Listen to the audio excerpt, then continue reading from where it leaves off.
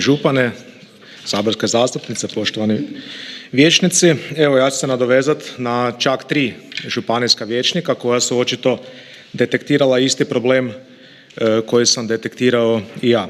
Nakon što je u mandatu župana Čačića u domove zdravlja osigurana nova oprema u vrijednosti 8 milijuna kuna, nakon što su provedeni infrastrukturni projekti u vrijednosti preko 5 milijuna kuna, te je osigurano 15 milijuna kuna za specijalizaciju više od 14 liječnika primarne zdravstvene zaštite.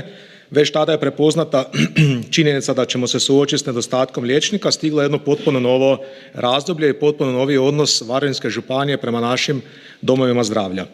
Došlo je razdoblje obezvređivanja do tada odrađenoga, razdoblje obilazaka, obećavanja i naravno ustoličenja novog ravnatelja koji je naravno član HDZ-a.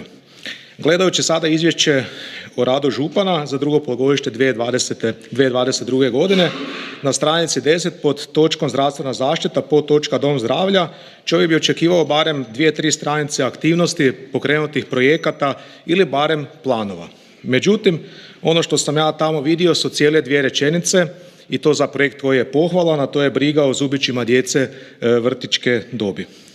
Ono što se ipak još spominje vezano za dom zdravlja, ali pod točkom ostali projekti, je intenzivno ulaganje u opremu i prostor zdravstvenih ustanova koji na godišnjoj razini iznosi velikih 1 milijun kuna.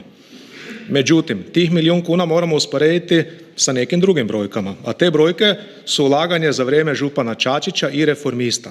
Tada je izvršeno ulaganje u ukupnom iznosu od otprilike 28 milijuna kuna.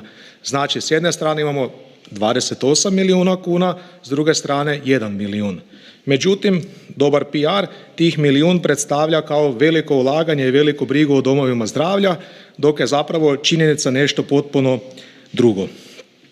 Vjerujem da stoga s pravom mogu postaviti pitanje županu na kojoj stranici izvješća o radu, možda ja to nisam dobro vidio, možemo pronaći koliko novih liječnika je poslano na specijalizaciju za primarnu zdravstvenu zaštitu, koji su značajni infrastrukturni projekti u tijeku ili su u planu, te koja je to vrijedna oprema isporučena našim domovima zdravlja.